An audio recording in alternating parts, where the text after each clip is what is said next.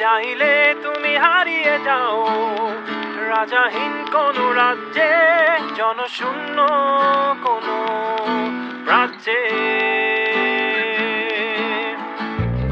যদি চাও রাঙিয়ে দাও এই স্বচ্ছ জল, গড়বর্ণহীন রংধনু, চাইলে তুমি ভুলতে পারো। সমুদ্র, পাহাড়, ঝর্ণা, প্রকৃতির এই অপূর্ব মিলস্থল যদি একসাথে দেখতে চান তাহলে আপনাকে আসতে হবে কক্সবাজারের হিমছড়িতে। আজ আমরা ঘুরে দেখাবো হিমছড়ি ঝর্ণা, পাহাড়ের চূড়া থেকে নীল সমুদ্রের নয়নবিরাম দৃশ্য, আর জানাবো কিভাবে সহজে এখানে আসা যায়। তো চলুন শুরু করি আমাদের আজকের রোমাঞ্চকর যাত্রা। কক্সবাজার শহরের ডলফিন মোড় থেকে খুব সহজেই আপনি হিমছড়ি যেতে পারেন। সিএনজি বা ব্যাটারি চালিত অটোরিক্সায় মাত্র 15 থেকে 20 মিনিটে পৌঁছে যাবেন হিমছড়ি গেটের সামনে। একমুখী ভাড়া 50 থেকে 77 টাকা পড়বে।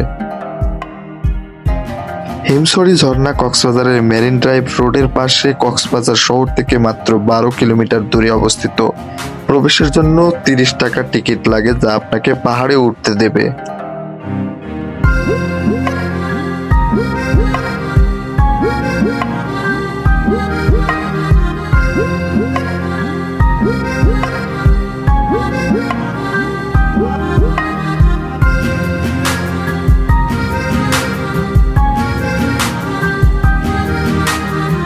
হিমছড়ি শুধু ঝর্ণার জন্য বিখ্যাত নয়, এর পাহাড়ের চূড়া থেকে সমুদ্রের যে দৃশ্য দেখা যায় তা সত্যিই অসাধারণ।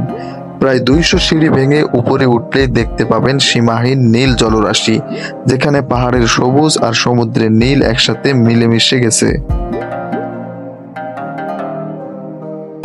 যারা প্রকৃতির মাঝে নির্জনতা উপভোগ করতে চান তাদের জন্য হিমছড়ি পাহাড় এক স্বর্গীয় স্থান।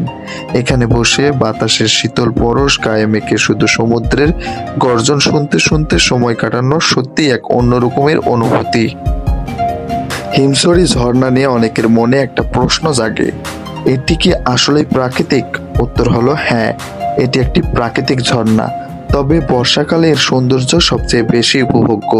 শীতকালে পানি অনেক কমে যায়, তাই যারা এই ঝর্ণার আসল রূপ দেখতে চান তারা অবশ্যই বর্ষার সময় ঘুরতে আসতে পারেন।